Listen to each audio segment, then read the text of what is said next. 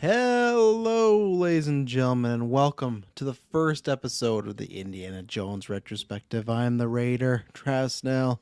I'm joined by... I'm the archaeologist, Kirk Patzer. I'm Caster Dilmas. I am the Big Snake, Taylor Field. Kirkland, archaeologist. I feel like tonight there's times I had issues saying the word. There's like 9 to 10 times to say it great, but the first time I was trying to say it, it's having troubles, Just I want think to it'd let be you know the my spelling experience. for me. Maybe. Oh yeah, no All way. those vowels in the middle. It's like what's going on there? I'm losing that spelling bee if it comes up to me. Like I don't know Just what remember word. archaic, and then remember like eologist, like Lost me. geologist, and then combine Lost the two, and you can remember that AE combination. But isn't archaic AIC at the end? Yeah, before you get to the IC, Yeah. archaic. No, and then that doesn't combine work. geologist. Just Too change convoluted, words. Taylor. It's too Yeah, convoluted. 2 letters. I have to do a GV spelling bee charity stream. See how Oh far man, we get. that would be rough. Because I don't even know. Four-letter Like, words. Travis, not to throw any shade, I think you'd be just last place. I'm out first right We're away. not doing Oh team yeah. battles for that. I'd like to kill my own. Yeah, no team battles. No, like even with like the championship spelling bees that they have, like those kids and they're there for like 8 days and they're like Mesosopolorus Tepi, and then they like spell it out, right? What does that mean? Like what? I don't Use know. it I've in a never got that sentence, far. I've never. Sounds like Yeah. a dinosaur. I'm asking you how to spell Mesosaurolopus Tepi. Okay, but with those ones, they usually start with like little words. They start with like spell book, or they just jump right into the cutthroat stuff. I would think book imagine is maybe not. too Yeah. novice It's too level. easy. It seems like a big deal, so you probably have to do some contest just to get there. So I would Yeah. imagine you Like got I some feel like big words under your archaeologist belt. could be like a round 1 kind of word. Yeah, I feel like. that's Fuck. beginner. But you're also out too, Dylan. Why am I out? Well, because you said you couldn't spell it. You said the spelling would be harder. Yeah, if that came up, you're right. It's true. Okay. If I follow So- Taylor's advice and whatever that 2-word It's not for combo. everyone. Yeah. Years. Of I don't training. like that advice. Many Okay, spelling bees. Taylor, can you look up at the sky right now? Still have your mic on the phone, but yeah. Actually, no. Get back to the mic. Get back to the mic. Close your eyes.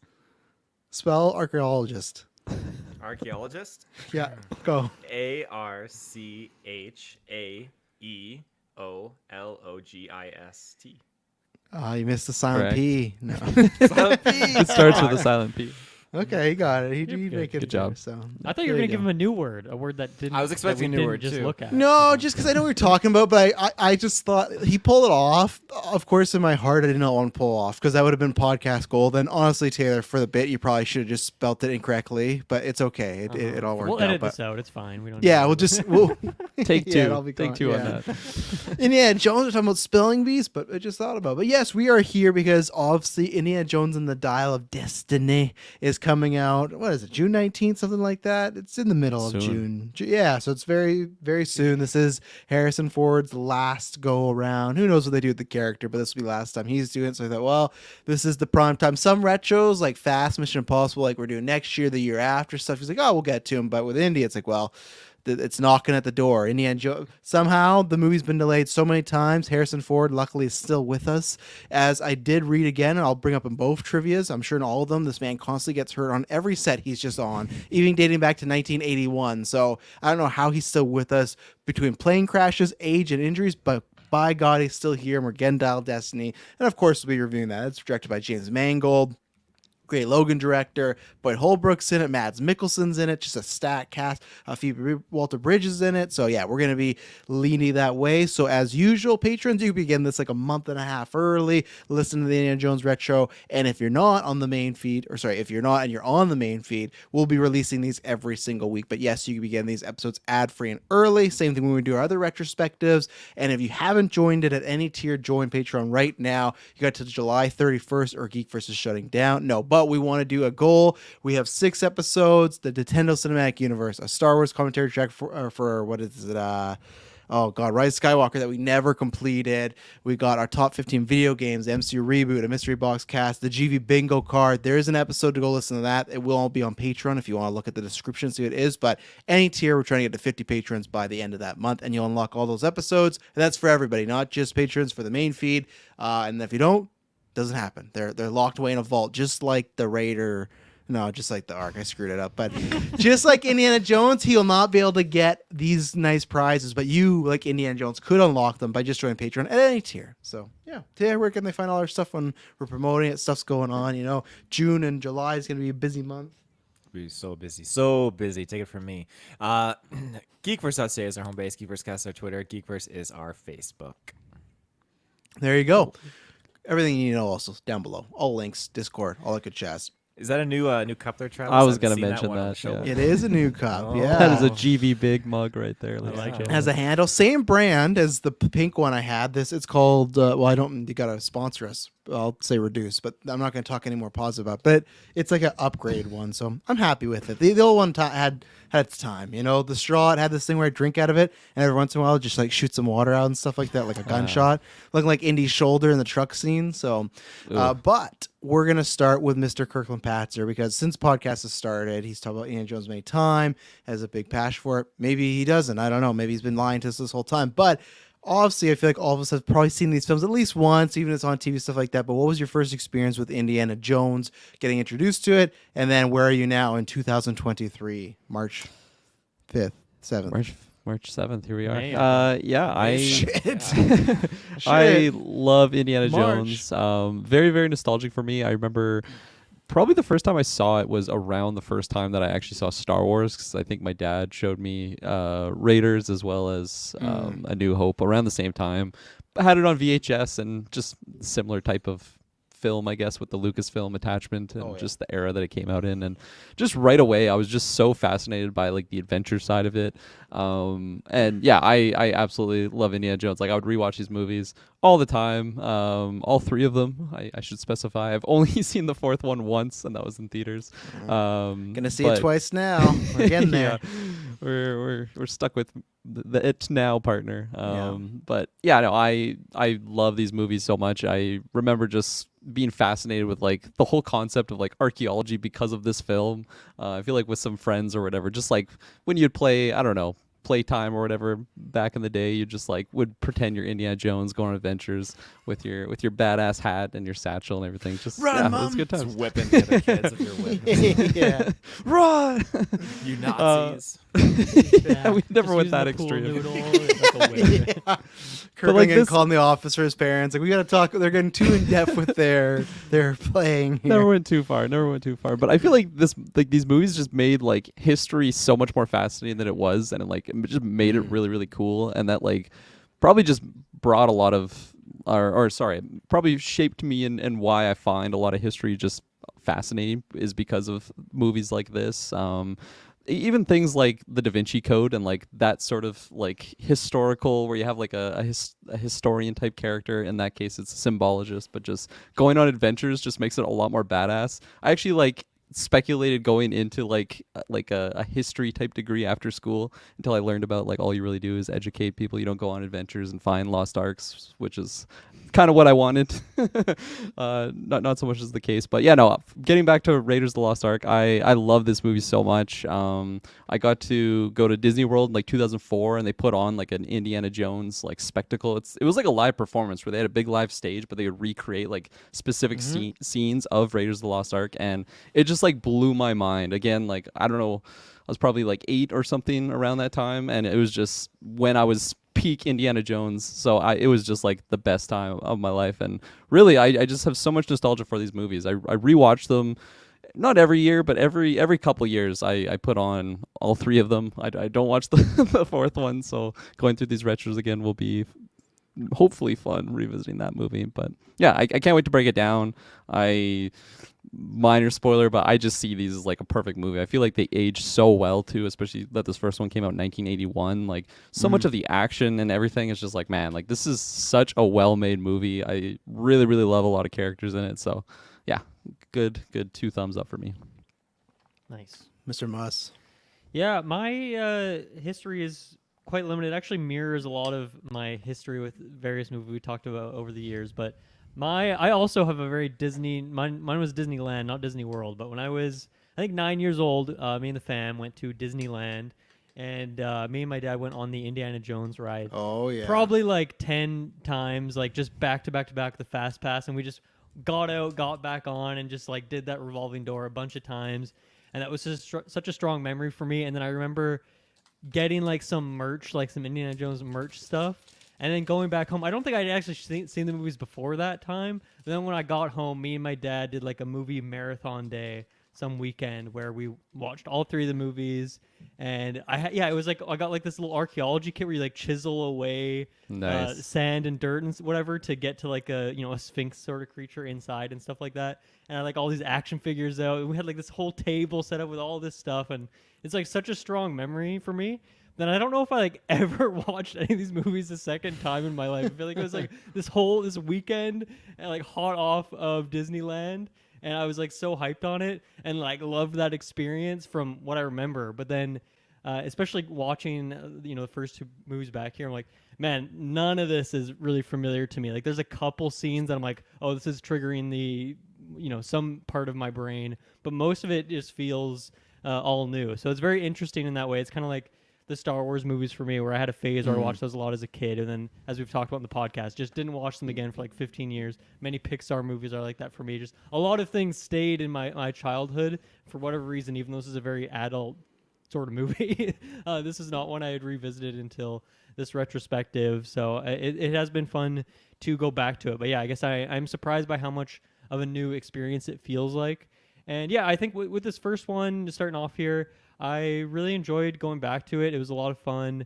I think just the character of Indy and like his charisma, but then also getting to see the professor sequences, and like I just feel like there's so many facets of the character, and it truly does feel like an adventure in so many ways, like just so many memorable set pieces. And then I think for me too, it's the sections between those set pieces that I think is also very fascinating. It really feels like a journey in that way. So it was really good time going back to this. I don't know if it would ever get promoted to like a top favorite movie for me, like a top 25 or 50 level movies of all time thing, but I did enjoy going back to it. I don't know how much I will revisit this in the future, like maybe I don't know, maybe once a decade. I feel like I guess watching it again, I wasn't like, man, I want to get so hard at Indiana Jones and like become that guy. I'm really excited for the Machine Games thing that is announced. Oh, so that hopefully will be pretty sick. But in terms of the movies, it's been fun going back to them. Yeah, I'll go next just because what Dylan said. I was the reverse, where I watched the movies. We're doing 2 retros back to back as a behind the scenes, and watches like, man, said Emily, like, we could do this. I want to get out there, start start looking for these mystery things. It's one of the. It's not gonna happen. Start don't with worry. Bigfoot. Let's do it, Travis. No, that's not a treasure I want. I want to keep the treasure. I don't want to keep Bigfoot. That means I have to kill him and mount him and everything like that. No, I'm. You can wear them, Travis. Like a big Look robe. at what are you wearing tonight? Oh, Bigfoot. It's one of no. one. That's pretty rare. Yeah. No, it just has that. It's very much, I feel like, that wish fulfillment. It feels very similar to me how I feel about the Bond franchise.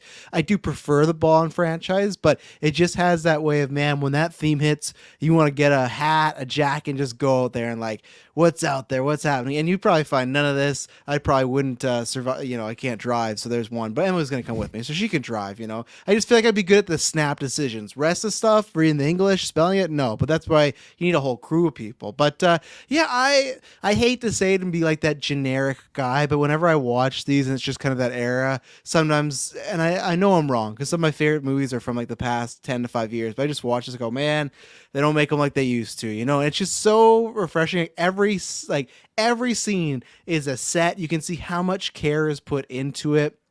You can see like the driving scenes, like just even the windows. It's like, man, like there's real trees there, and that's a real biker. Like there's never that moment. And there is a couple effects in here and in the Temple of Doom, which some are better than others. But for majority of, I never had that, like so many movies today where right away, and maybe it's because I'm older, but still, I still watch these. This is not a yearly watch for me. I think my Temple's like in every 3 years, somewhere in there. I get in the mood, or I hear the theme, and I'm like, okay, here we go. Because I love Harrison Ford. Harrison Ford Ford's one of my guys. I'm obviously I've said before I'm a Han Solo guy, but still Indy goes that way. And what I've always loved too, you got Han Solo and Indy, and they're such different characters. They have that similar charisma, but I love the way he plays them. But yeah, I just love the pure filmmaking of these. It just feels so grandiose and so epic, and it's not epic in the sense of what an epic's usually defined as, but it just feels that way. Like it feels like you go on a big journey.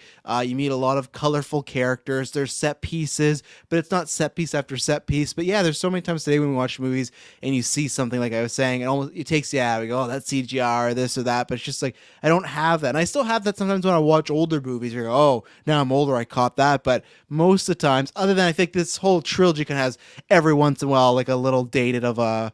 There's usually some racial or sexual date thing. We're like, oh, okay, that definitely wouldn't play nowadays. But it's like of there, and that's what 1936, so it kind of makes sense in that way. So yeah, I really, I guess I would say like I do love the series. I don't think I put it on the same pedestal as some of my favorites, but I love the filmmaking on it, really like it, and yeah, it's still my first experiences with it. I feel like it was weird. I didn't have the same thing as these guys where it wasn't shown to me by my parents. I feel like I just caught them on Spike TV, and that's where like the first time, and then I recorded them and watched them all. I think my mom recorded them, and I'm the same thing I did. I saw the Indiana Jones show, and then I saw the ride that. Some people in America probably understand. I'm not sure if it's fixed now, but man, I went older. That ride will fuck your back up, man. That ride is not pleasant. The jerking, that just I remember. But yeah, so it's one that wasn't really with me in childhood. I watched it a lot more when I was probably, I don't know, past like 13, 14. So I didn't actually really grow up with it. Just always saw the posters. But yeah, it's a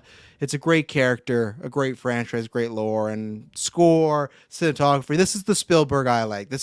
I love grandiose. I know he does just a bunch of very, West Side Story and movies on his life now. And I get it. They're all well made. But I love when Spielberg's like taking you on an adventure. So, to the film. Yeah, for me, Indiana Jones, I do not remember the first time I ever watched it. In my younger days is when I kind of like was aware of it, and I would have probably seen it at my grandparents' house back when VHSs were a very prominent thing.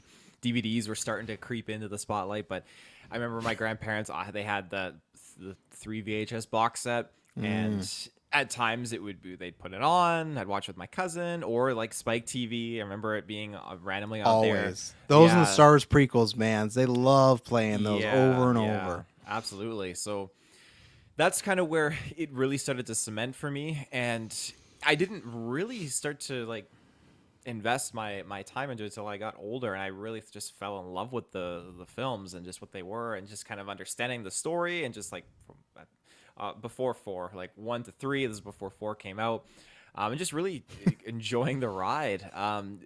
Certain moments of that score are so damn good. I love certain high moments that they execute. I'm definitely more of like a Star Wars guy, but at the end of the day, like you said, Travis, the adventure that you get to go on with Indiana Jones, it's such a good time, and they just have a nice level of comedic relief thrown in there, and it's not even like they're trying to force that humor on you. And that's something I always just appreciate, is it's innocent humor, whether it be like snakes, why'd it have to be snakes kind of a thing. And that's always like a quick way of just kind of like foreshadowing, but also kind of like just getting to know our character a little bit more within the first like 10 minutes. Mm-hmm. And in terms of like CGI, practical effects, all that kind of stuff, there's definitely questionable things, but I think there's questionable with the practical effects. You think it's questionable with the practical effects? Well, some things you can see, like obviously it's fake, but I think that level of fakeness makes it look like wild, because you get that like the John Carpenter's The Thing, that type of practical effects where it's fake, but it's just fake in like a grotesque way that it's still freaky. So whether it's a guy being pinned by a spike trap or something like that, yeah, there's a few interesting things, but again, it's not a flack at all. It fits with the vibe. And yeah, there's something about the Indiana Jones world that's just super, super nostalgic for me. There's something else I wanted to touch upon, but I can't fully remember. But yeah, good shit. That's the takeaway. Good shit. Yeah, I hope they put that on the new box art they make for. There's something I wanted to bring up, but I can't think of it. Good shit. Did you ever get That's your what it is. grandparents the fourth VHS? You know, did you complete the set? I don't think the fourth is on VHS. No, I gotta wouldn't be. think. Yeah. Definitely not. Well, someone yeah. could have made it. nostalgia Yeah. of it, yeah. 2008, but yeah, you That's got to true. get it to them. Limited I unfortunately they've all passed, so I can't. But I bought the DVDs, and I have of course a DVD of the fourth one because I'm a collector. I gotta have the whole collection. That fourth one is a part of the collection. Did you grab those VHSs or do you have like DVDs now for all of them? I had the VHSs at one point, and they might be in my garage. I'm not sure, but I have the DVDs for sure. I got them either at Walmart on Boxing Day or Target on a Boxing Day. I can't remember, but I know I paid like the $1.97 Boxing Day price for them that they usually do. So yeah. Were you trying to ask, like, did he inherit the movies or did he take them, Dylan? I wasn't sure about the question. No, I mean just like they had to go somewhere. After They definitely went somewhere. grandparents I inherited passed my away, so- grandparents' Planet of the Apes Yeah, there you go. 5-movie VHS box. But you sets didn't get and Indy. Who got Indy? Oh, I don't know. I That think cousin the you used to family watch members were with? fighting over it. Yeah, my other cousin maybe. It went with them. It was buried with They're, them. they're still not talking. I just love that you get someone's will and it's like all the DVD. That's gonna be Gwen and Logan Break and it Ellie. down by movie. Yeah. Yeah. You would enjoy this. You would enjoy this. Yeah, you get this console, you get this box set and Like everything. the Gran like that. Torino scene with Clint Eastwood, his funeral, they're reading off the will. Oh right, yeah. Yeah, it's waiting to been- get the car, and it's like you get the What a Indiana pull. Jones Yeah, box. yeah. That is a pull. I'm so like I was not expecting Gran Torino to come up. Like, Too deep for me to even understand. I'll take your word for it. it's been a long time since saw Gran Torino too, so I'm like, what scene is he talking about? I'm like, right, okay. He gives the will, like he bonds with the neighbor Dylan. All these kids are expecting the will to be for them, and he gives the stuff to his neighbor because he hates his kids. Just so, cuts and the they're- family out. Yeah, because they're just Fuck kind of over. ungrateful. So there you go. That's what happened to Tatum and Indiana Jones. He's free. No, Indy. And the last thing I was gonna say before getting like the overall talk and whatnot, as I forgot to say, overall, I think the thing about this is it's one of those films that when you think about like the Mummy and Pirates of the Caribbean, like all these adventure films, this is like it's like Star Wars. It's like the precipice of everything is copying this, you know? Yeah, I missed an S there, Dylan, but precipice, you're say out. anything. You're out. You Yeah, used it I in a saw the sentence. eyes. Yeah.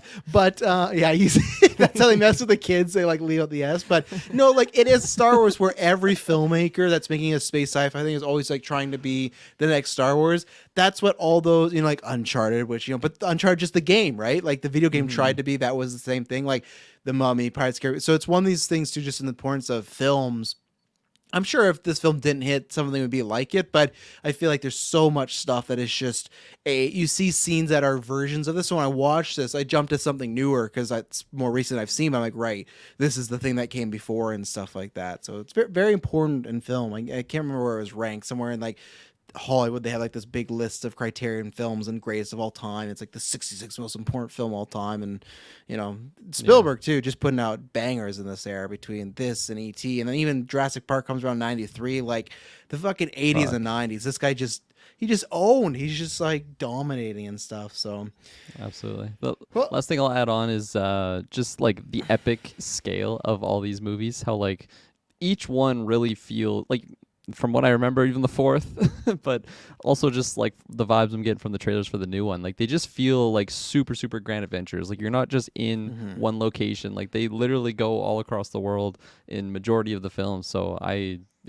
just love strapping in for a fun time, with Indiana Jones. we're gonna talk about that fun time after this first ad break.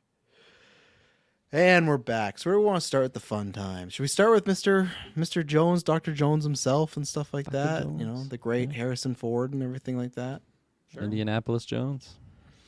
What a name. Yeah. No, I love him. Like I said, it's so interesting. Like lots of actors do it nowadays, but when you have both him and you got Han, and I remember when I got into the first, I was like, okay, how is this going to be very much different? And what I like about Jones is it feels like he has his jokes and his cracks, but he feels like he's a genuine good person. He's usually trying to do good things. And I just love that he's kind of a lovable loser. Like it'll be a recurring theme when we go through all these movies, but he never accomplishes what he sets out to do, and he's always in the third act saved by somebody else. Like he'll help, and it's always a team effort. But that's why, and I'm sure in Indy 5 someone will help him and be like, oh my god, Indiana Jones. But no, when you look at all these films, he always needs the assistance of somebody. So that's why I like that. He's very smart. He's very suave. He's good at what he does. But at the end of the day, it's never just indie. And I love that he has that kind of quality. And he's never arrogant about it too much. I feel like he's a little arrogant when he starts to flirt a bit, but that's more that kind of one-upsmanship and having fun. But when he's with people,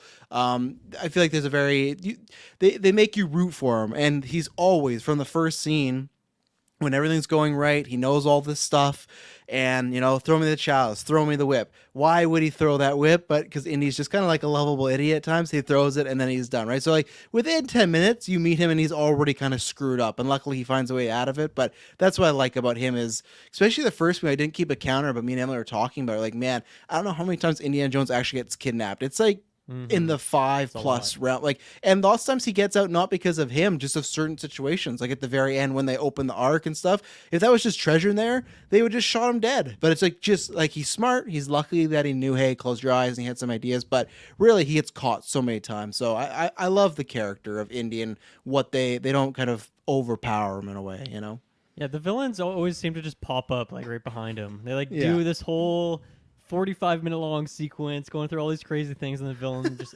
ends up where they are, which it kind of bothers me a little bit, but it's fine. But no, I like the way you described him. I feel like he is.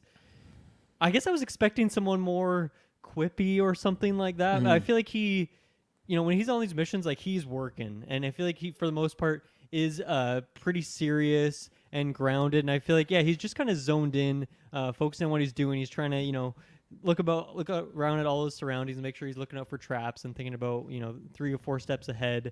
And yeah, he definitely like messes up here or there. But I think there is obviously there's some parts of this that are way over the top, and the second one definitely gets more in that realm of things. But I feel like there's just a groundedness and like a realism to what he's doing here too, which somehow makes it more enjoyable. I guess it inflates the stakes a bit because it actually feels like he's in danger in all these sequences. He's not just like some immortal god like destroying all these things, even though he is very smart.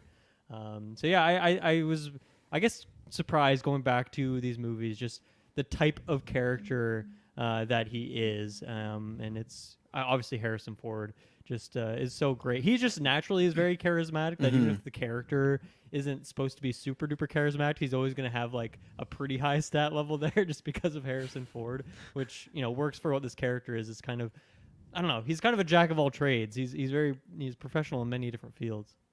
And I feel like too, when you see like when you're at the movie theaters and they show clips, they do always show like the more quippy Indiana Jones ones. But when you watch the actual whole film, he's not like that. But when they just take out certain moments and stuff. So Yeah. I feel like in recent watches, I've kind of been surprised of how maybe in the past I expected him to be a lot more cocky or charismatic or dropping certain one-liners. But yeah, like to your guys' point, he definitely, and like what you said, Dylan, like he's very zoned in on his missions. Like he is there for a task, not to just be the center of attention, but because it's Harrison Ford and he's just so damn charismatic, like he just captures that attention just very, very well. But I just really, really grown to appreciate the subtleness to it, or maybe if he's in the more like education realm where he's like actually at the school, like you believe that he is just this like nerdy type professor that's just all about like like his history and not just like, oh yeah I know, and then I saved this person and this cave's this location in the world. Like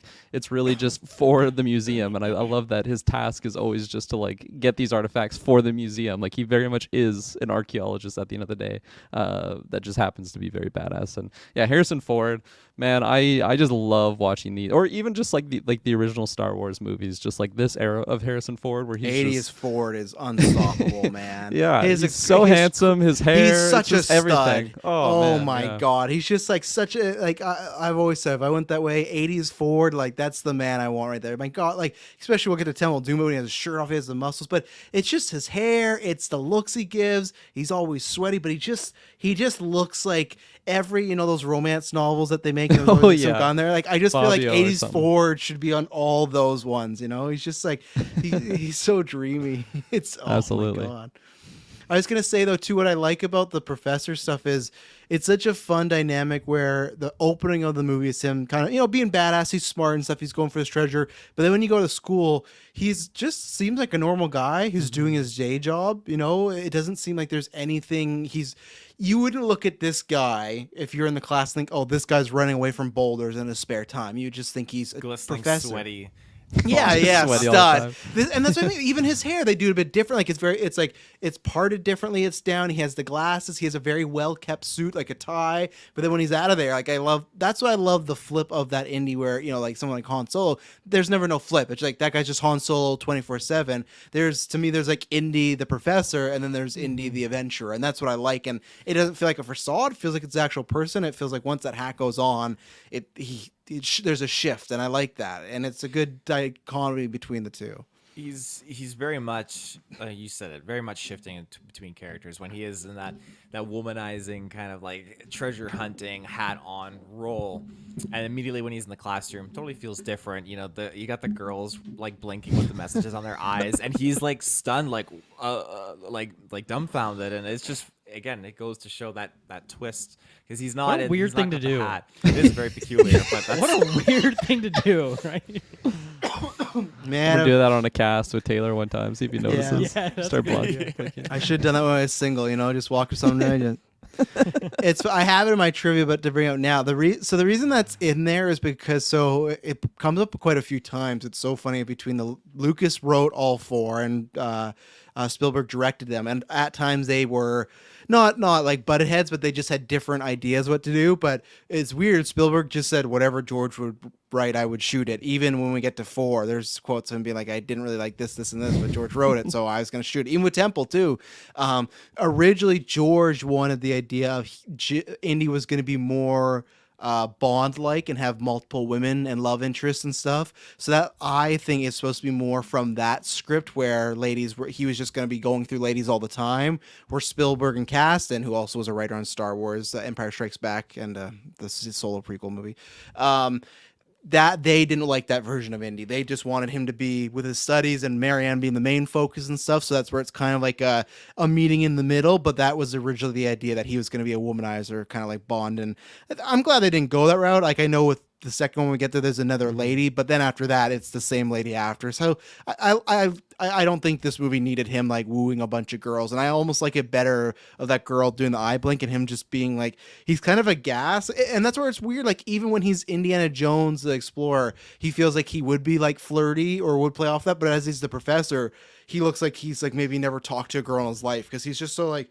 and I know it's because it's a weird thing, but just the way Harrison plays him. So there's a fact that he always was going to be Bond-like, but they took that away. So I'm glad they went the direction Yeah. me too. they did, at least Yeah. specifically for Raiders of the Lost Ark. Taylor, you can continue on Indy there. Yeah, I just think that the way that he does transition between being that adventurous role and his teacher role, that's great. And seeing him don the hat and just kind of go through all these different adventures is fantastic. I love when that map pops up and he's either on a plane or he's a blimp or he's doing something. Oh, well, blimp later on. We'll get to that maybe a few sequels from now. But he's just such an awesome character. And maybe this is more like a trivia thing, but it's kind of like a question. It is just like a one take done thing where Harrison Ford was done, where the guy was like in the village and he's like whipping the sword around and he just like pops his shot and just shoots him. That was like Harrison Ford was done for the day, right? Isn't that the kind of story with that? So again, trivia's all over, so there'll be a little less. So what happened was Ford and the entire crew got food poisoning. Steven Spielberg's the only one that didn't, because he brought his own food to where they were filming. He's just eating SpaghettiOs. Convenient. You just spiked the whole crew. So Ford, and when they filmed that scene, was rocking like a massive fever. And I guess, so that's the thing, that there was supposed to be like that sword fight guy, there was supposed to be like a whole 5-minute sequence between him and Ford, and they kept trying to do it, and Ford just could not do it. And then Ford's like, well, I have a gun. I don't use it at any point in this movie. Why don't I just shoot him? And Steven was like, yeah, that works. And then they just shot him, which sucks for that sword fight guy, because he's like, man, I'm going to get a nice 5-minute action sequence with Harrison Ford and stuff. But that's how it happened. That and even the crew was like, we want to wrap this up, man. Like we're dying over here. Well, Steven's just fine, but yeah, that's what happened. That he was deadly sick and high fever, and he's like, why don't I just shoot him? And Steven, yeah, great, that works, and it worked out again. Iconic scene, right? Like that's a scene that I feel like I see so many times in theaters or best ofs. That idea of like the sword and then just the shot and just that way he just walks away like for like Indian stuff like that, because again he's a teacher but he's also just a cold-blooded murderer too. Like he there's no like morality in these movies. Like he doesn't care, he will mow down people, and I'm fine with that. But yeah, that's why that scene happened, because of food poisoning. So Yeah, it very much fits. It just adds to, like you said, adds Yes. to the character. So I'm glad that they did that. Very, very happy. and a constant callback. We see even Yeah. the trailer for Dial Destiny, like Temple of Doom does it. Dial Destiny's gonna do it. Like it's kind of like an iconic thing that happened by accident, which it's because I feel like if you do the sword fight scene, I'm sure it could have been good, but would have just been another scene where this sticks out as like a very Yeah. indie moment, More memorable that way. I feel they actually did that too in that live performance I was talking about earlier in Disney World. Nice. It was cool.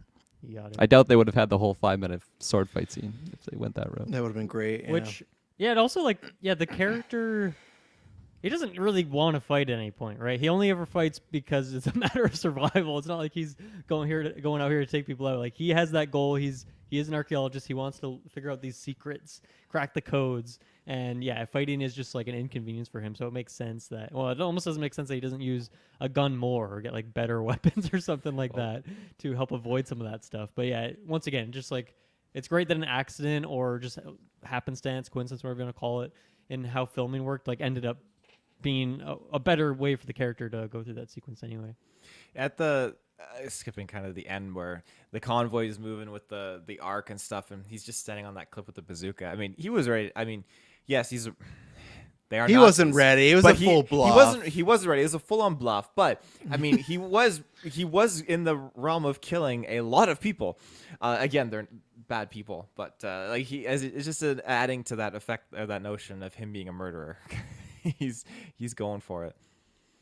Oh yeah, no, I wonder how that. And I'm please Hollywood. I'm not wondering that. Like I literally don't need a movie or show about it. I just wonder if like that jump of like, was he just always like the second he had to kill someone completely fine, or was there a shift? Like because it didn't seem like in none of these movies that doesn't really come up and stuff. So.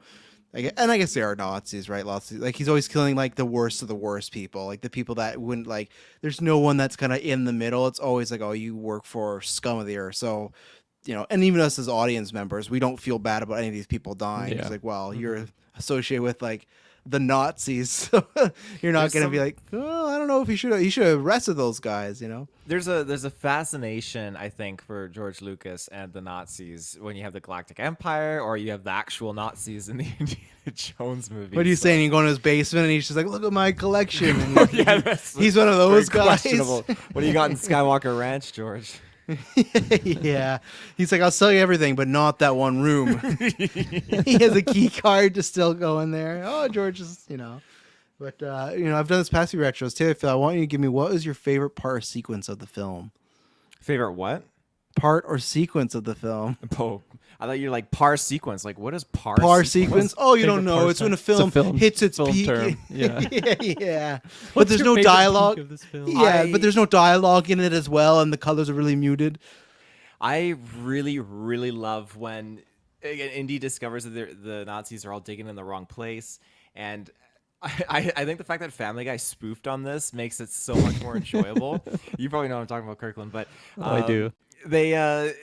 The score picks up when Indy gets the staff and he goes down, and it's like the small, like sand created like statue version of the city. The lost city, and the sun is setting in that right spot. He sets the staff, and the score kicks in so hard, and just the light hones in on this one spot, and he knows that's where the ark is. And then I like to kind of like tie that in with him being trapped in where the ark was, and there's all the snakes, everything like that, just everything that's going on with Mary. And I thought that whole sequence is very, very cool. And again, it leads to the cool fight scene underneath the plane as the planes spin around too. There's so many cool things about that whole a moment or the whole sequence, but particularly when he puts the staff in, the light shines, because the Family Guy sequence, Peter's trying to find his porno bag, and it does the whole super slow paced scene of him doing it in the sun setting. It's like the same score too, isn't it, in the It is show? the same Yeah, score. it hits so hard. Yeah, I'll piggyback there because I actually think I'm same with you on like that section of the movie. I remember just feeling so much like anxiety the first time I watched that of like he is so close to like where the Nazis are digging, but like he's keeping it on the hush hush. His buddy gets like questioned, so and like that's his one escape out of that pit there initially. So just like right away, like it's not like a big fight scene or like people dying, but I just felt like stressed the first time I was watching that because it's just they're so close to danger in those moments.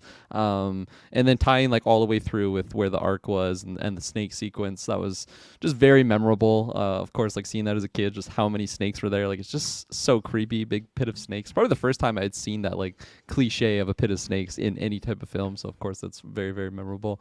And then getting to like the plane sequence with the big propeller that just chops up that one individual. Again, that was another scene that they did in that live action like Indiana Jones recreation in Disney How'd World. they So recreate that? Yeah, It- this poor actor every night. I know, yeah, because so it was really really cool. They had like a trap door as like the helicopter came around, and then like the smoke went up. They didn't do blood, luckily, and I'm sure there was no Nazi Splash blood zone. attached to ketchup that plane. bottle, like The door's Yeah. not dropping. Stop. Yeah. It's like a prestige type situation where it goes horribly wrong. But no, yeah, again, that was just another scene that was so memorable because I had seen it in the movie and then saw it live. So that's very, very memorable for me. But I feel like you can pull so many from this movie. Particularly, like I can even throw out like the final sequence when they just have like the ark in that giant like warehouse. I remember just again that probably set off like the conspiracy bug in me at a young age. Just like what is in that warehouse? Like what possible things could be in there? Is Elvis if not the in ring? Yeah, that's where the One Ring is. Let me out, And yeah. Chief. And then actually, since we're talking about scenes, man, one of the most memorable openings got a to lot of any type of favorites movie ever is the opening to this movie. What do you say? I just said you got a lot of favorites, which I love. People I got a lot of favorites I from this wanna hear movie. about. Yes, it'll make it evident when I get to my rating. That was another Family Guy thing spoof too, with the opening scene where like they escape in the plane, and then like the score kicks in, and then like we forgot Meg, and Meg's just like arrowed to shit and dies. Kirkland and Taylor have way too many vivid memories of Family Guy. You know, it comes. That was up my heavy way more than rotation you show think. after school, man. Jeez. All I was gonna say is because before we get too far on the snake thing, probably my favorite line delivery, and I don't know why, but it's like the evil white like other archaeologist dude. He's just like, Belloc. Belloc, if you're down there for 1,000 years, maybe you'll finally be worth something, Indiana. And Harrison's like, he looks like you son of a bitch, but like it's the way that Ford delivered. Like he gave like such actually good, genuine laugh, like a rock. Like no, that's real. Like he gave such a good laugh. Like almost felt like he was trying to try and get like a maybe you would show some sympathy, and then it doesn't go that way. So yeah, it's a good sequence. What are you doing? Yeah, I think for me, honestly, you guys did pick a good one. Just the once again, it's kind of what you were saying, Travis, of man, just like having sets created for everything. It feels like a weird thing to bring up, but just in the modern day, all these movies we're reviewing these days, when there's just everything's on a green screen, and Shiny CGI and everywhere. glossy. Yeah, it is just nice to go back to an old movie like this. 'Cause I don't really watch old movies too often, and just have like these beautiful sets. So that one of the recreation of the town and all, just the beautiful sand and the huge walls and all that stuff is great. But I think for me, the highlight would actually be that opening sequence, that first tomb that he's going through. Spelunky is one of my favorite games, and there's a lot of Indiana Jones like inspiration in that game. Like your character has like the brown leather jacket, Yeah. the brown hat. You use a whip and stuff like that. There's a ton of Egyptian kind of symbolism in that game. And then also there's like if you pick up a golden idol, a boulder falls down and chases you, and that's a fun thing that you can do. And there's spike traps, and even in that game there's like sometimes you'll get a snake level and it says like oh snakes, I hate snakes. So obviously there's a ton of, it's very on the nose of how much inspiration there is there. But going through that opening sequence, just the mossy rock. I really love that aesthetic and the set that they have for all of that. Him avoiding the pressure plates, or when he just activates them and like, what is it that like the arrow hits? He's like holding like a torch or what is he It's a holding? torch or something. Yeah. Yeah, I think before it's lit. Yeah, just And yeah, I mean that is such an iconic scene of him like lifting up that bag of sand. He like dumps out a little bit of sand, quickly replaces them, thinks he's good, and then shit goes awry. And then just the escape sequence is so much fun too. And then of course you get the boulder and everything. So I think that would probably be my highlight. I just love the aesthetic of it, and it's just like, man, that 10-15 minutes. Just so much fun. I feel like I could just put that on. I don't know if I'll rewatch these movies too often, but I feel like I'll just put that scene on every once in a while if it hopefully goes on a more convenient streaming service. I don't know why this thing's on Disney Plus as a quick. Yeah, complaint. I know Very it's weird. strange. I didn't know. And did we ever find out, Taylor? You looked on Paramount Plus. Was it there? Well, Or it's, do you I not have Paramount? googled it. I said, Where's Indiana Jones streaming in Canada?" And it said Paramount Plus. And then I did all this rigmarole. Taylor gave me his login info. Went on, there was nothing. I'm like, what is this? Such bullshit. So I found a way eventually, but Yeah, I was wondering because weird. obviously Paramount you can see at the beginning they distributed it back in the day, but that was just like Star Wars did that with Fox, and it's still on. But I Do you guess think it's a little bit like different. Do you think it's like a method of like forcing people to pay to rent it right now in lieu of the new film coming out? Do you think it's like a forced sale? Was it there's ever always on a Disney chance. Plus though? Yeah, I don't know because the last time I watched them actually were they on Canadian Netflix actually, so I don't think I've ever Yeah. seen them on there. But they have done that. They did that with Avatar. They took when they put Avatar back in theaters, they took it off of Disney Plus. So No, that's they annoying. they have done that to try and squeeze a buck. So maybe there's a chance because I know even for us here in Kelowna at Bernie's they've been playing them, but I know for worldwide I think June 4th and 6th they're putting at least the first one, if not a few of them, back in theaters. So maybe there's Cool. a chance they're doing that too, where it's like, yeah, you got to go pay to see it. But Mm-hmm. yeah, no, I'm with Dylan. Where like the opening, because I could just obviously couldn't structure a movie that way, but I could just take an hour and a half movie of just a indie from point A to point B trying to get something. I love as a kid. Like I feel like that's just like the adventures you build in your mind of the spikes. And another movie like we'll talk about a lot more Temple Doom, but like Goonies was a heavy rotation for me as a kid. So I like anytime like the puzzle finding, the map chasing, stuff like that. Okay, you gotta step on this rock and this succession, stuff like that. So that's a good one. So to be different for me, it's the truck chase sequence right before he pulls the bazooka, just because I like that it is an action scene, but it's such an over the top. Like how many guys they keep coming out of that back of the truck and they keep trying like different ways to take Indiana Jones out, and it just never happens except for that last guy who gets out Indy, but then Indy goes all the way back. I think it's just like there's so many in history now, how many car chases we've seen, right? But this is, I feel like they do a really good creative job of, okay, we got 5 to 6 guys back there. What do we got to do? And every moment they're like, okay, Indy's in the clear. And then you got like that motorcycle and a little buggy beside him.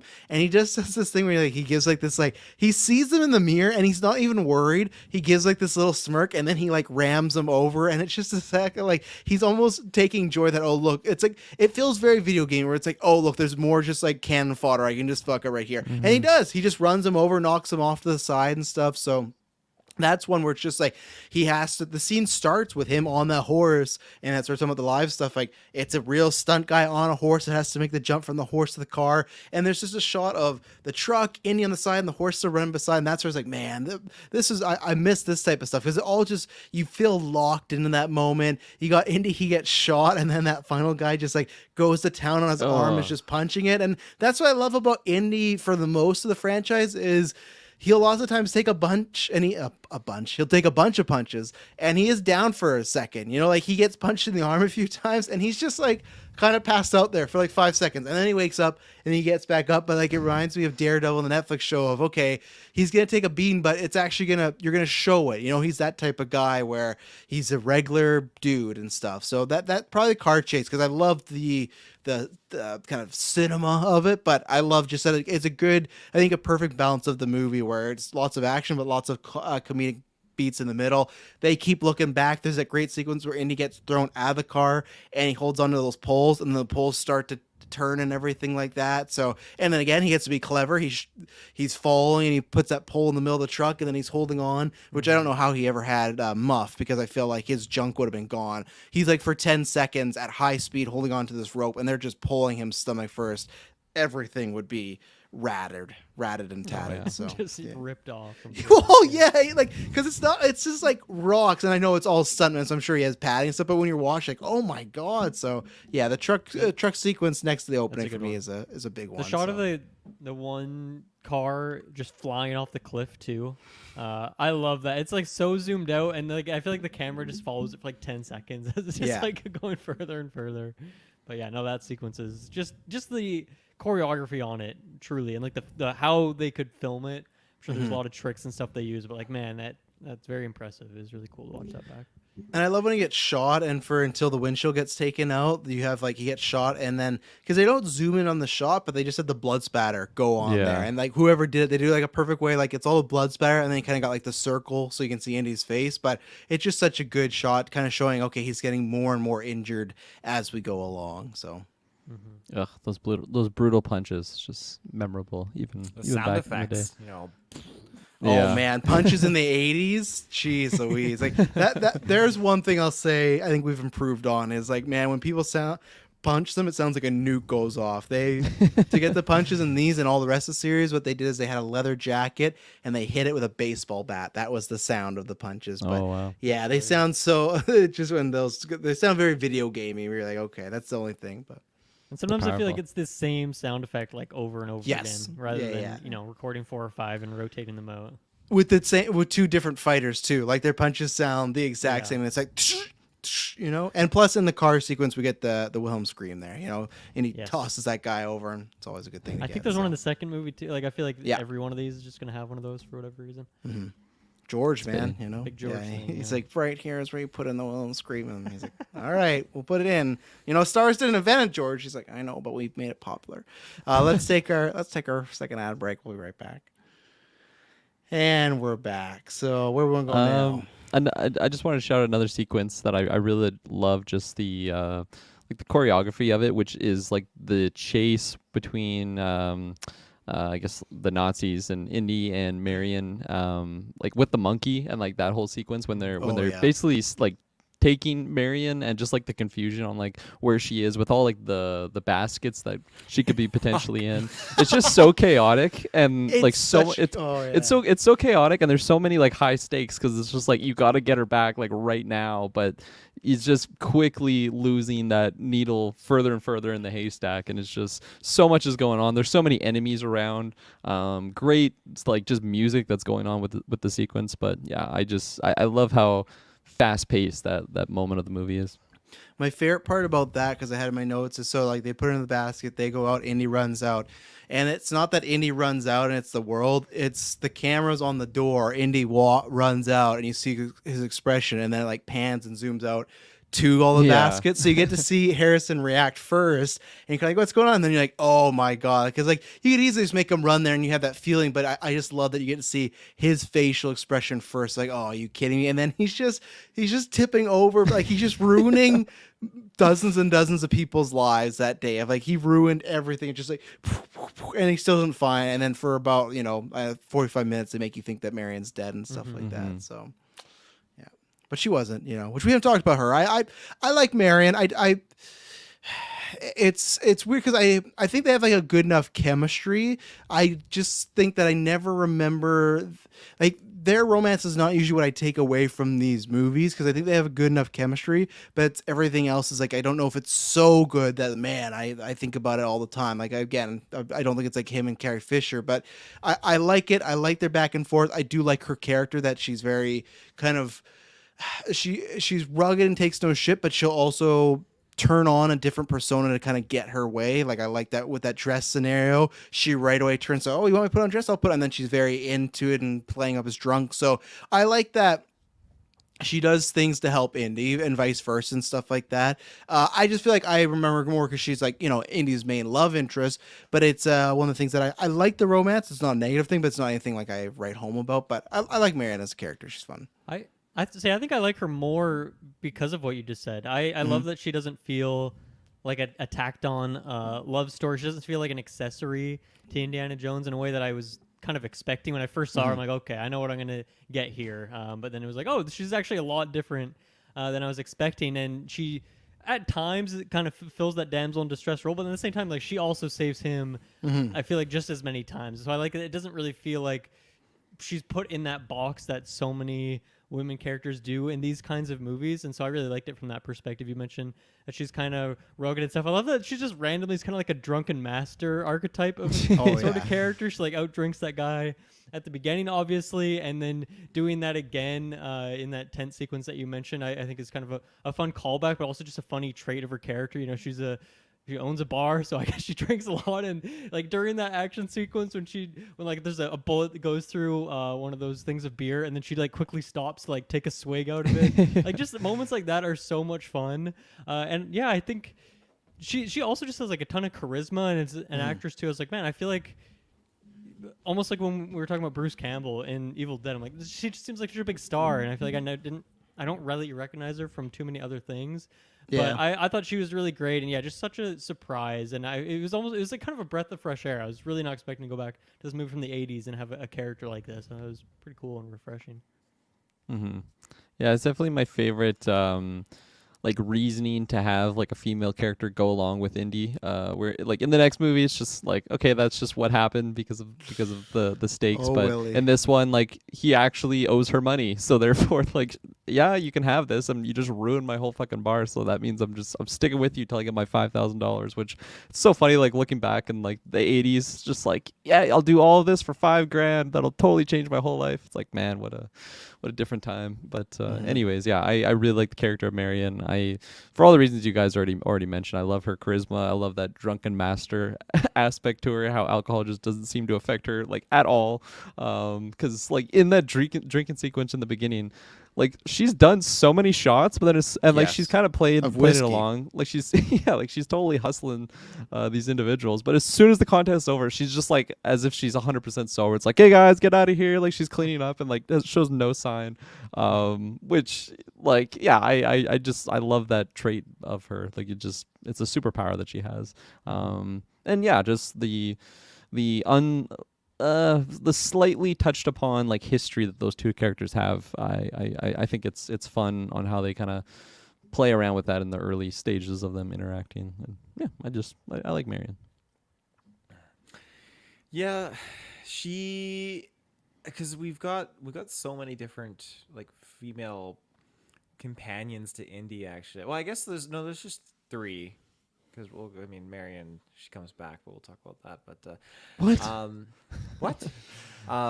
And the third one we haven't seen yet. I know, foreshadow.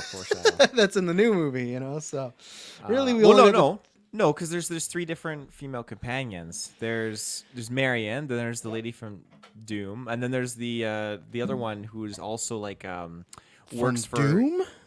Well, there's the one from Doom, and then there's Last Crusade. There's the other one in there, remember? She's kind of like, I don't want to say because it's been a while for maybe some other people here. Yeah, I guess so. I feel like I guess she's in the movie. Who's from Doom? Temple of Doom. Remember the actress? No, this is why I'm asking you. Which actress is from Doom? Like, are you saying Dune or Doom? Spell it. Temple of Doom. Oh, that Doom. What I'm thinking of the movie with The Rock. No one Carl ever Urban. called. Yeah, me too, Kirkland. Okay. Yeah, because I don't. No one refers to it as Doom. Well, I In did this 'cause context, someone it's say like that pretty before. obvious. He's talking about the 3 movies. Like, Yeah. I Not heard someone for say me. Temple of Doom, but not Yeah. Doom. do you want him to say How about you Indiana guys Jones and the click? Temple of Doom every Yeah, time? I'll do it. Sure. something. At So we don't least have this something. confusion again. I'm like, what actress? What's the was in confusion?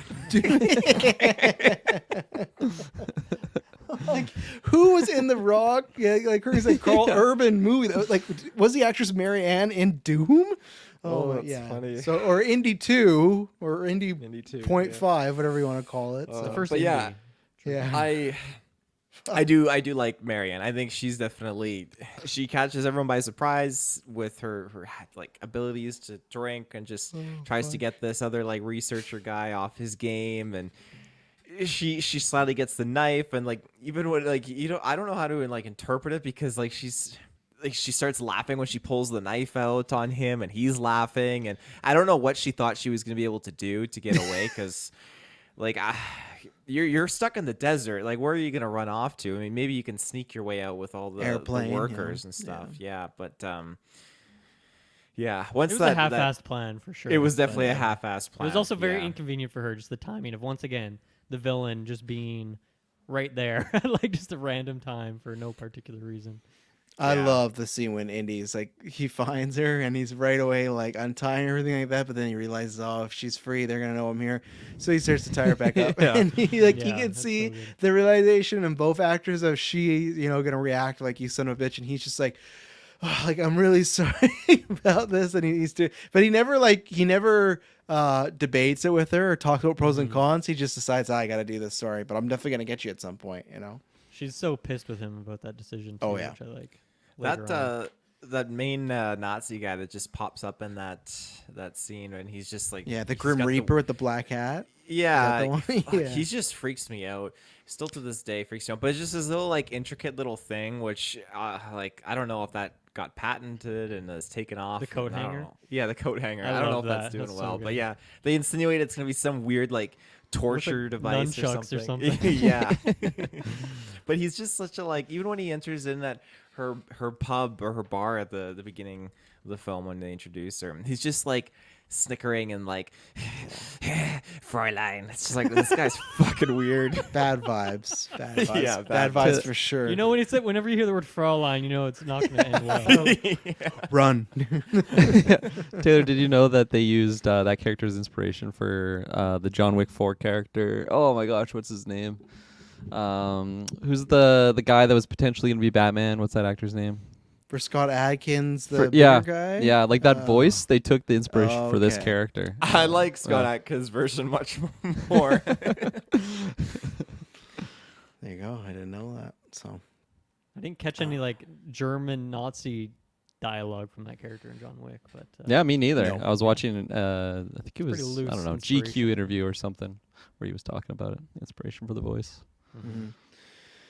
yeah. Anything else or where to go to next and stuff like I- that? I was gonna say because we talked about Marion in that her bar in Nepal. I feel like out of all the action scenes, that's like maybe the weakest part for me is like when there's like the gunfight. I just feel like the chase scenes or like the temple and those kind of action set pieces work a lot better than the gunfight that I thought was super lame. And I like that moment when she drinks out of the keg, and there's a couple moments that are okay, but for the most part, I think that's probably like the weakest action scene. I feel like maybe just the choreography is not it's not like gun fu like John Wick, like this is No, this no, is not no. the best kind of gunplay. It's not even really what the characters are, it's not where their expertise lies, so I guess it makes sense, but that definitely stood out to me. And I'm not saying one this of is a the negative. I'm saying this is like, man, that's a long set piece too. From Indy being there, like from her drinking to Indy being there to the other character showing up to the fight to Indy coming back. So like you spend a good amount of time there at the bar, Mm-hmm. Yeah, definitely. Let's see. I guess okay. You guys mentioned the score a couple times. I want to talk about that a little bit more. I mean, how much more praise does John Williams need? He's, Yeah. the most famous composer who's won 1 million awards in his life. But I mean, obviously the theme is iconic, but I think to me, a couple things that really stood out about it. One is I feel like it actually takes a while before you get the full blown like 100%, version of yeah. the theme, and I found that really impressive that they were kind of hinting at it, right? And obviously, I guess in the context of people who have never seen this movie, maybe it's in the trailer or something so people know about it, but even then you're probably not as tuned in on trailers and stuff. But I feel like just the way they kind of hint at some of the notes from it, some of the progression throughout those opening sequences, and I don't know where it is exactly in the movie when it finally hits you with the big, like every instrument's playing that theme at the same time, but that moment really hits. And then I think just throughout the movie too, the way they will sometimes just weave, like 3 or 4 notes from that theme into whatever else the background score is. I think it's just expert. It's so high level and so amazing. It really stood out to me. And then also just the mysterious themes or like the suspenseful moments that aren't really those big action hero kind of themes, but instead just like those more subtle, or like when maybe something creepy is going on, or Indy's in a precarious situation, you don't know what's going to go on, but it's not a huge high octane sequence. The music of those sequences too is amazing. So I mean, once again, it's John Williams, so that's what you expect. But it's cool to go back to this and just really pay attention to it and notice just how expert it truly is. It's not just the theme; it's so much more than that. Yeah, it's one of those things that it like I know it's like a cliche you could say of any movie, but it feels like it's a character within itself, and it's one of these things that if you were to put a new score there or mute, like I'd love to see the movie version of this before it was scored, and I'm sure like you got all the pieces, it's still good and everything like that. But it's one of those I feel like if the score is not there, it's a couple points down for me on like a scale rating, you know, because it adds so much. Because there is also you talk about like that opening scene. Sure, there's some dialogue, but you got it's Harrison Ford's face, sorry, and then you need that background music, and like, especially I feel like we've seen so many adventure movies or action movies where the music is just generic, and that's where it kind of places the scene as well can end up generic, right? Or this it like creates an aura and a mystique to it, so. I'm glad you showed out. Like, yeah, of course, the theme. It's one of those like, it's a iconic theme that's going to be played for the rest of eternity, right? Because it's an easy. John Williams, just the master at creating like a theme with a few notes between Star Wars, Harry Potter, Jaws, Superman, like just things that come in that right away. Oh, I know this, I know that. Like it's very impressive to do, but the rest of the movie is kind of where if that's what gets you in, if that's like the appetizer, the rest of the movie is the main meal. So yeah, it's good stuff. Absolutely. A couple other things. So I think Taylor, you may have mentioned like the map that they show a couple times. I really liked the travel sequences in this movie. To Kirkland, you were saying too that you like how this movie really like goes across the whole globe, and I like that they kind of show all those sequences. Whether it's like the track that the plane is going on across those maps and like showing you the different cities, and it's always very satisfying. It's kind of like that screensaver that's bouncing, you're like trying to wait for it to hit the corner, like the way that red line like hits a city and then darts off in a different direction. But the way it's just like half that map shot and then half the plane, and it kind of goes back and forth between which one's like the focus is really cool. And it funny enough, it's like kind of like a loading screen in a video game when you like fast travel somewhere. And so I like that it kind of fills in the gaps, and it truly it helps make you feel like you're going somewhere. And of course, the score is going to help add to that as well. But I was just impressed by that. Like it stood out to me how just those transitions, there seemed to be a lot of care put into like the artistry of how they feel, and it just once again makes it feel like a grander adventure.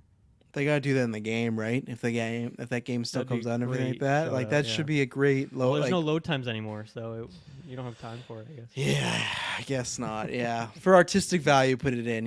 Just even if you don't have to load, just put it in there. So, we haven't talked about the boat sequence at all, which is so funny that I forget the name of their friend who's hooking up Marion and Indy with like the boat, and you can just immediately tell, because obviously I don't remember these movies, but I immediately saw that guy. I'm like, this guy's Right. bad. He's gonna sell them out like a 100%. And of course it happens. But there's some funny sequences in there when she like flips the mirror around and just smacks him. Fuck. That was like a weird such little. an odd, It's odd really weird the way it's choice. edited, but I don't know. I really liked it. Just the sound effect, and then he doesn't like explain what happened, and she doesn't seem to understand what she did. No, and they gave him like he got shot because like he's looking in the mirror, she turns it, and they cut to a exterior shot of the boat, and you're and then they cut back to her fix the mirror. What's wrong? Oh no. It's such a, and it works in this movie, but like for me it was almost close to not, because it's like, why did they make it such an egregious yell and a moment and just be like, whatever. It was such George a Lucas, I guess. yeah, I don't know what it was, but it definitely was a choice there. It's memorable at least. So I love, my favorite part of the boat thing is when everyone's been kidnapped and he's gone away sneaking around the boat, and there you got that guy smoking, and then you just have like Harrison Ford like just pop up like a groundhog, like to look up, and they keep going back to that shot, and there's that great moment where he goes to throw a cigarette and he goes really, so I like that of just that like nose to eye level shot right beside the guard. I enjoyed that one.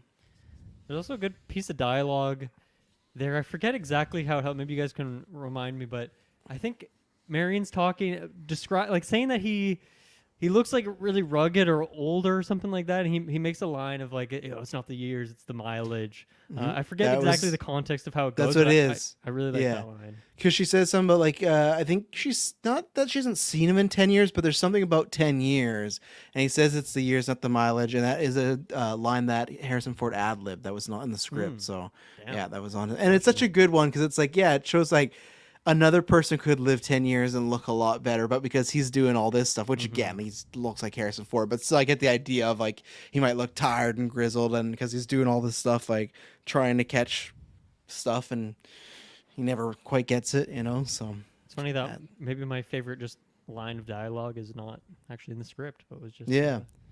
Now I wonder, like, did he read that, have the idea, did it come to him, or is that something I feel like that's a Harrison Ford personal life line. Like I feel like he drops and still drops that to people nowadays. It just feels like a very Ford-esque type of thing. Like, not the years, the mileage, and then goes back to That's Harrison, you look like shit. It's the years, not the mileage. yeah, not the years, the mileage. that scene when they're being boarded and the main captain guy, he's like or what did he say? I think like we killed him, or like I killed him, because they're asking like where Indiana Jones is. Like I killed him, but please like take whatever you want, but let me keep this woman. She'll fetch us a fair price. Or this is like whoa. And it's so strange because when he says he killed him, like I at first I think I feel this every time. It's like, oh, is he like double crossing them because he's not revealing that Indy's like actually alive? But nothing really ever comes of that, So No, but like they were on their team, because when they see Indy on the sub, the whole crew on the boat's like, yeah, like just yeah, all, like, I guess so. celebrating, Yeah, right? Yeah. Yeah, which I thought the ship was gonna get blown up by the submarine. Yeah. No.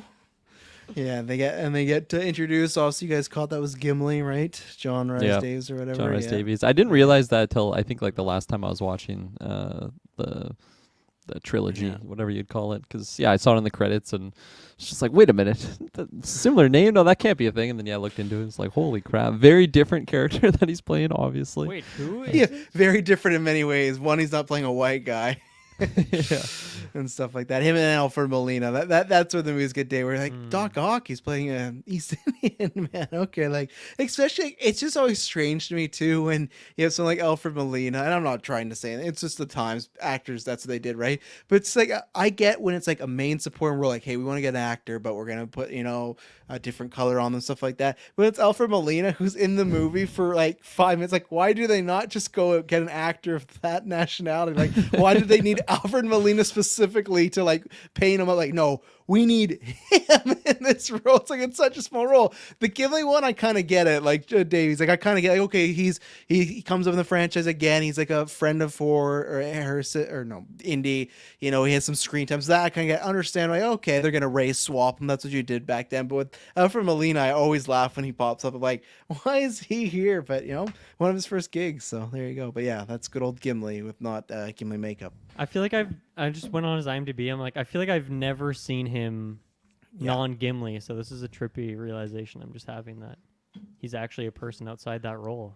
Well, even like I tall. look like He's I tall was in saying real that. life. Yeah, he is tall. Yeah, I look at that. I was saying that with Emily of like Marianne, and pull up her IMDb. She's been in a bunch of stuff and stuff like that. But it's like, if I've seen her, I've never recognized her. Same thing as like the guy who plays the villain. It's like it just feels like, other than obviously we got Doc Ock and we got Gimli, but like other than Harrison Ford, it's like these actors, and I feel like that kind of helps when I rewatch these because it feels like I can really, sometimes there's two things you can do where it's like you see all these actors like, oh, this is fun, this is where they started, but there is kind of a good sense of not seeing these people in other stuff because you get really sucked into this world. You just see the character, but yeah, there's so many people in here that I don't see pop up in much stuff, or I have, and I guess like again, they're all working actors, but not things that I have seen many times or recognized. Yeah, I think I was reading something that like after the success of this, like she intentionally like tried to become a bit more low key and like taking on like smaller indie roles or like not even acting for like a couple of years or something like that. Like I don't know if she wanted to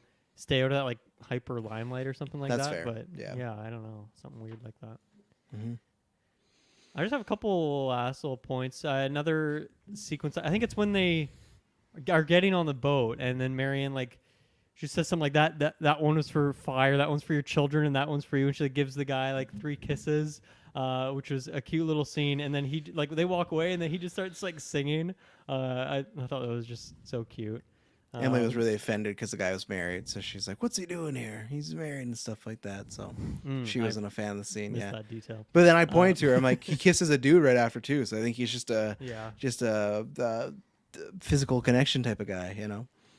The ending sequence with the faces melting and like the spirits are like the one point of effects that's like woof, but everything else like does look pretty good for me still, but that definitely stood out. The face melting, that- that's just like That's iconic. iconic. That just like That- looks so good. It's That shit scared the hell out of me as a kid. Like that specific scene, so much so that I remember like rewatching it as a young buck, and like I would just close my eyes in that scene. I would pull an Indy and Marion. I'm like, don't look at the lights, because it's terrifying with just like the face melting with the blood and everything. And yeah, the spirits look bad, but back in the day, just seeing a ghost That's pretty face coming spooky at the still. screen, it's spooky. Looked like it was yeah. like made for 3D or something like that. Yeah. Yeah, it's one. I'll give the trivia note now because we're talking about. Steven Spielberg says they loved the melting head effect, calling it the most impressive effect he had ever seen at the time. The effect proved to be so popular that special effects makeup artist at the time, Chris Wallace, was flooded with calls after this movie, mostly from people that appreciated work. He got several calls from fellow special effects artists that were working on different films, asked him what they needed for this effect so they could incorporate a similar scene. The fake head was put into, between two propane heaters. Wallace also aimed a handheld heat gun underneath, moving it as necessary, even to even out the melting process. So he had two propanes right there, and then he had a gun underneath, stuff like that. So, but that's what it was, and That's it's one of those like same thing when you talk about like things I see in clips and theater, like that head melting scene or gifs. I feel like that's a gift that gets used so much for like people in pain, or if I see like a movie get delayed, like that is it's such a fun thing because yeah, the ghosts aren't the greatest, and they probably didn't need to zoom in on a couple of them, but it's one of those things that you move past that because these face melts look so terrifying and so well done. They're scary. Make your Yeah, face oh, look yeah. like this. Yeah, shouldn't open the ark, which that's the one thing that always I was like, I said to Emma when I was watching this, again, this is why Indy gets captured. He's dead to rights, but because he's a scientist, he's looked in these things, he knows, okay, they're, don't open your eyes, and they do that. And then the ark comes down and the ghosts are gone. They open them right away. I said, I'm like, I'd be waiting for like another half an hour. Even though I hear that lid, like I'm not opening them yet. Like I just heard people eviscerated, but they open them pretty quickly. But yeah, it's a fun thing. How does he survive? It's not by brawn. It's because he was experienced before this, right? He's looked into these things and studies. So yeah. My last point, I don't know if I have too much specific here, but just like there are multiple kind of antagonists in this movie. Like obviously the German, like the Nazi guy, and then I don't even know his name, but like the guy who's drinking with Marion in that tent sequence. I just feel like in general the villains in this movie are like very, very weak and forgettable. I couldn't give you like a single line of dialogue. There's a couple sequences to talk about like the coat hanger and stuff, but for the most part, I think they're just incredibly forgettable, and that's kind of like continuing in at least the second one that I've watched so far. So I don't know. I'm curious if that's something that gets better at all, or if like in this new one, if they're trying something different, or if it just doesn't matter, if that's so much of a background element of it. But I feel like that could help rise the movie up, because I don't feel like there's really that many memorable characters. Like it's really just Indy and Marion in this, and then I kind of like their friend a little bit. He's kind of cool, but even then, we've mentioned him like twice in this retro so far. And I feel like a good villain or two could help raise it up. But not really doing it for me yet. So I'm curious to see how I feel about that going forward in 3 and 4 and then 5. Yeah, they got mad, so clearly I feel like they're trying there Right, and stuff yeah. like that. I feel like there will be mini spoil or mini. We'll get there before they get Kate Blanchett to come in 4-4, but Okay. I feel that's another case of it's not. I think with that one I'll get to, because that one is a bigger villain role. I think this one is kind of similar as people have been talking this week with Guardians and the villains, where the reason I like Ronan in the first Guardians is the same thing I like these, where I feel like I don't in the first adventure necessarily need like the big villain. It's like I like the world and the characters. I'm kind of fine if they're just like the generic bad guys, like just want it for rich or power and stuff like that. So I guess that's one where it's never bugged me on these ones, because it's just you're spending so much time in the world. It's worked. I was like, okay, I think by design they just want generic bad guys and stuff. So it's worked for me for the most part. I think later on they try, and maybe that's why they shouldn't have tried, because Yeah. we'll see. But I think, yes, I agree with you. Like the villains, and just looking back on the other ones, I feel like that's never been the big highlight from these movies. With the with the I forget his name, but the creepy Nazi guy that's investigating the one that gets his hand burnt with the medallion in that bar sequence. That scene was very memorable for me in particular, and I think just like the aura that character brings, like the first time that you're kind of interacting with him. Of course, he's like threatening to just like burn Marion with that like hot poker in the bar there. So like that's probably the furthest that we really go on like the scariness of that particular character. But I think just like the look and the accent and like the glasses is just very memorable to me. For that guy at least, and with Belloc, he's like the rival archaeologist that Indy's seems to always be dealing with. I do like that aspect that he has a rival archaeologist, someone that maybe not to the full extent of what Indy does, but still, like he does know some of the material that they're going afterwards. I like how like the reason why he one-upped Indy in the beginning of the movie was because he just like happened to speak the language of the tribe that who is helping him out in those sequences. So it's just it's an antagonist that isn't just like Nazi Germany, you know, like it's someone that he has interacted with probably many times in his career, and then now that he's like in the indie version where he's got the whip and the hat and the badass attire, he's still interacting with this guy, but it's getting a little bit bloodier. So I do like that aspect, but definitely not my key takeaways from watching these movies. It's really like Indy himself, and then the adventure that goes along with it, and then the fun history aspects that go into it. I feel like that's my main trinity for watching the Indiana Jones movies. Nice. Yeah, the villains. I'm kind of with you, Kirkland. Like the guy that's like lining it up, and he's got the Tot. bird on Apparently his that's his hands. name. T-O-H-T. I don't know how you'd pronounce that, but Tote or something like that. Tot. Toad's my goat. Yeah, probably with that accent. Tot. He's definitely the like one of the more scarier villains for me, just because of how he acts, and just, again, his death scene too. That's just cemented in my brain. We're going to be talking about it in the next retro, so I won't get into that. But just, all in all, though, the villains, they don't fulfill that like craving I have for like all time. Like I need that great villain like story backstory. They're just there just to kind of be a pain in the ass, just to always get that edge against our protagonist and somehow get defeated at the end. And so I don't have much I can really throw at them though, except that they are terrifying. Mm-hmm. Yeah. Mm-hmm. One thing I want to shout out too, for basically all the indie movies, is just like the cover art that they have for them. Just the art style that they have. It's almost like a book cover. That's what it reminds me of, like a novel book cover of just. You have Indy, you know, with the nice chest exposed, with the whip out, just looking handsome. But then, like on the sides, you got like some of the side characters and the villains, and I just really, really love that art style that they chose for it, and it's something that's just really stood out to me. Like even way back in the day, just seeing like the box, the VHS box art for them. Just I really like the cover art. It's a badass movie title too, I gotta say. And like, this first one for whatever reason isn't actually called Indiana Jones and the blank and blank, but just Raiders of the Lost Ark is like, that is such a sick title. I'm also a fan of Dial of Destiny. I know that one's kind of on the edge for people. Not everyone's a fan of it. This definitely takes the cake, I think, for me in terms of all of the indie movies. It's just that title. Oh, it's so great, so visceral. Yeah. I heard the tail on the Eckler. I love all the posters. I love that aesthetic and stuff like that. So I'm a big fan. And titles. I'm big. I like all the original Last Crusade, Temple of Doom, just not Doom. Temple of Doom. I'm a big fan. Big of that. Doom fan. Big Doom Carl fan. Urban and Big Doom fan. Yeah. Again, I didn't know if he's saying Doom or Dune, but either way, we're both wrong. So, anything else before we get to take him down with you, huh? Trivia time. Bring it to him.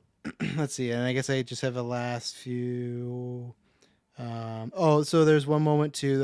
Kirk was talking about the monkey. I did like when they were walking with the monkey. They had like the bad guys right beside Indy at one point, and the monkey's just pulling on his ear, and the bad guy just swallows away. Just a little nice detail I liked. And then the other one too is I had to, because funny enough, both of them, Gwen and Logan, did actually like both these movies. We're gonna get the other one, but they'd sat down and watched the whole thing. The second part I had to say, hey, you gotta close your eyes for a couple of these, and then they just run away and they run away and they choose to watch. So my kids are probably scarred, but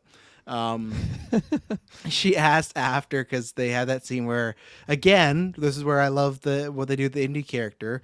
Indy literally was going to die in the first act because he was about to eat that date that killed that monkey, because he's like he's all like, they find out that they're going like kind of the wrong dig site or whatever, and he's like, oh, they read the wrong thing, and he's arrogant, cocky, and throw that date catch with his mouth, and the guy catches like bad dates, and he looks over and then Gwen asks, he says, if you eat dates, do they kill you? And then we had to explain that it was poison, but for a second there she thought dates were just a poisonous consumption food and stuff like that. So yeah, but yeah, that whole scene goes is pretty funny, where just like the doors open, this guy like sneaks in real quick, just like, of course that's what the characters are actually eating. It's very goofy in a way that I enjoyed.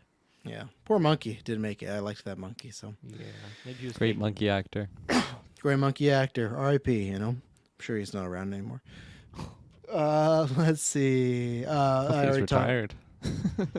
Hopefully he's kicking back. Yeah. A lot of these I already read kind of in the middle. Talked about the Playboy thing. Talked about him being sick. The out of control airplane actually ran over Harrison Ford's knee, tearing a ligament in his left leg.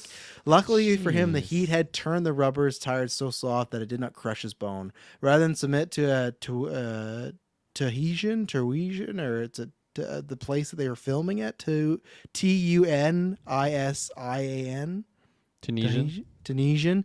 Rather than being submitted to a healthcare there, he just had his leg wrapped in ice and carried on. So, and again, I just have to look up anytime I see Harrison Ford movie, just look at the trivia and see if he gets hurt. Because every new movie I watch of him, I swear I will look at the trivia and it's just like herniated disc. Something's wrong with this man. We'll get to it in Doom as well. The production companies probably just have a field day, like getting insured for any time that Mr. Ford is on. Oh my God, yeah. On He better not be fucking flying. What do you want him to do? Yeah, someone's driving his ass to set. He ain't meeting you in Indonesia. Just Harrison Ford every day, crashing into set. Just, I'm okay. Traditionally, when one of his films is about to open, George Lucas goes on vacation to get away from all the hoopla. As Star Wars was just about to open, Lucas went to Hawaii, and he was joined by Steven Spielberg. When the grosses for Lucasfilms came in and it was clear it was going to be a hit, Lucas relaxed, was able to discuss other projects with his friend. It was at this point that Spielberg confessed he always wanted to direct a James Bond film, to which Lucasfilm replied he had a much better idea, an adventure movie called Raiders of the Lost Ark. The conversation happened while the two were making a sandcastle. After their trip, they got together and developed the script with Lawrence Kasdan. So it's kind of funny that they were in Hawaii waiting for the box office results of Star Wars, and that's where they started talking about this, making a castle, stuff they like made that. that little sandcastle scene where Indy puts the light up. That's what they made. Yeah, 100%. Where's my pornos? Hold on, let me find. And it's funny, I don't know when this happened. It was Spielberg, like the timeline of it. If this was, because the story goes that Spielberg wanted to direct Bond, and at that point, I think it's still a rule. At that point, the Broccoli's were like, it has to be a British director, so they turned him down. But I don't know if this was before or after that. I don't know if he got turned down and then went to George and said, hey, like, I want to do a Bond, but I can't, or if this happened later on. But that's a notorious thing, and I get they want British people, but they should have let Spielberg had one crack at it. So Spielberg and Melissa Mason wrote a script during the breaks of location for this film. So while they're sent to the stages, everything like that, Matheson was there to visit her husband, Harrison Ford, at the time, no longer married, but Spielberg dedicated a story idea to her that they had. The script was eventually called E.T. So it's kind of funny that while they're waiting for Star Wars, they make Indiana Jones, and then while they're on set for Indiana Jones, they're writing E.T. So it's like these three films are kind of like linked in a fun way of like working together in tandem. So it's kind of fun that way. Big films too. Yeah, all massive hits and stuff like that. Producers limited the on-screen blood from gunshots during the truck chase using a fine red dust instead of liquid fake blood. Unfortunately, the only red dust available for the squibs was cayenne pepper, which caused the crew, a stunt crew, a lot of suffering. So all those, everything blood was cayenne pepper. So skin, everything going somewhere, they were not too happy about that. But Yeah, and then again, this is just a fun fact of George Lucas. Whatever you want to say about him, man was business smart. George Lucas made what at the time the deal was an unusual deal. The studio financed the film for an entire budget of $18 million. In exchange, Lucas would own over 40% of the film and collect almost half the profits after the studio grossed a certain amount. It turned out to be a very lucrative deal for for Lucas. Paramount executive Michael Eisner said that he felt the script for the film was the best he had ever read. So just like Star Wars, he got all those rights because they didn't think it was going to be a big hit. Same thing, he got 40%, and then even more after it hit a certain point. So he was smart. He bet on himself a lot. It was 1981's biggest grossing film by a large margin. It made what was it? 168 million. So that's your number one movie of the year right there. The next film after that was 108 million, which was Superman 2. You got Superman 2, you got Arthur, you got a Bond film. Man, all these IP movies, all these people They seeing haven't nothing gone but anywhere. IP movies They're back still there. around. Yeah, I know. It's almost like the 80s were saying the same thing. But yeah, it was a lot of fun movies out there. But yeah, number one. And that is everything that I have that's fit to print there. And you can go, if you're a massive fan, you can go to IMDb. They have just like, it is one of those things when you click on the trivia and you get to the bar, and the bar is like that little, like, okay. So I skimmed through, tried to pick some of the more evergreen thing. And casting wise, there wasn't much. The only thing was back in the day, the legend was that Tom Selleck was supposed to do it. And I can't remember why he dropped out. If it was for a TV show, they went a different route, but it was supposed to be someone else. And then Harrison Ford got that second call, and thank God he did, because he would have been fine. But like, and I like Tom Selleck and all, but he's no Harrison Ford, you know. So They would have wanted him to shave the mustache. I think that was actually part of the reason too. Oh, the yeah? mustache shaving. I can't remember. Let me do a quick search here. He's got Dylan, a give your powerful final thoughts. mustache. He does. Do your final thoughts. I'll get the skimming on Tom Selleck here. No, yeah, it was fun going back to this one. I think I was surprised in a few ways, just in terms of characterization of certain things. But yeah, I mean, just going back, some of these set pieces are so fun. The score is fantastic. It's just, yeah, one of those all-time great adventure movies. And even if this isn't like one of my all-time favorite movies, I can definitely see why it would be for certain people, the Kirkland Patzers of the world, that sort of thing. So yeah, really fun. I'm excited to get into the rest of these movies here. Yeah, it wasn't the mustache, just a role. He was contractually obligated by CBS to play Magnum PI, and he had to, which is funny because that's how Pierce Bronson, the same time he went to play Bond, he was supposed to be at like 2 films earlier, but TV contract kept him away and stuff. So those TV contracts, man, you know, They'll get you. yeah, they'll get you. Mr. Field. Yeah, I'm gonna give this a good old 10 out of 10. I love this movie so much. I watch it at least 2 times per year, maybe wow. maybe three, depending. 2 but times. Holy shit. at Wow, least twice per jeez. year. It's just That's a such a lot. good movie just to put on. You know, it's a rainy day, it's a snowy day, it's a summer day in the evening, but you just I feel pop like it a on. snowy days. I don't feel like I want to watch Indy. I want That's to a go to the weird one. desert. Yeah, I feel like you yeah. just said Oh, the yeah. 3 weather options. So just any. So when it's the fall, you're not watching Indiana Jones at all, you know? Or can no, snow you in said the fall rain, sometimes. snow, and sunny. So Rains just in the spring. When fall. it's a light, warm. When it's mild, When overcast. there's Not a when good there's day for- overcast. Yeah, don't Yeah, you don't- dare watch this on a day with overcast. But yeah, it's a good time. It's got little bits of everything that I really, really love in a movie, with the adventure, the music, and the characters, everything like that. So it just has something just that'll always pull me in. It's something I'll always go back to if I haven't seen it for like a couple months. Someone's like, "Hey, you want to watch Indiana Jones?" Yeah, let's pop it on. Let's watch it. So always going to be down for that.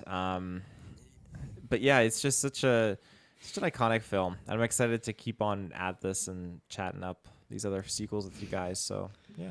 Watch what you say when you talk about the second one. Like, oh, I want to watch some Doom, and then Tail be sitting there ready, and then just The Rock. I thought you knew. Oh, I meant Indy too. Oh, bro, sorry, we already put Doom on. We're watching it. Oh, okay. Yeah, 10 out of 10 for me. I love the filmmaking of this. Like I said, it's just a fun look back. There's little things, but nothing major that would take this away.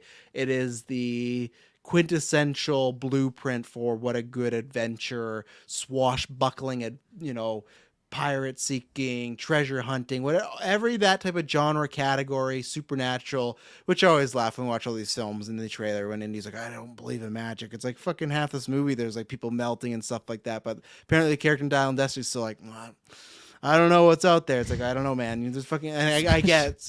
Someone's like, Especially you haven't what seen happens- the ghost, but Especially And- what and- happens in Crystal Skull. Oh, Oh my yeah, gosh. right. It's just like, but it does have magic, and it's just when you want to get lost in a world between the main performances Harrison Ford, between the world building, especially the sets. Like at one point after I think it's right before when the airplane, the gasoline happens and like crashes, it explodes, and they cut to just characters talking, and they're walking by, and it's a massive field with different things blowing up and fire everywhere. It's just like the scope of it, the world, the music, the directing, everything. It's just a great time. So yeah, I can't give it anything but 10 out of 10.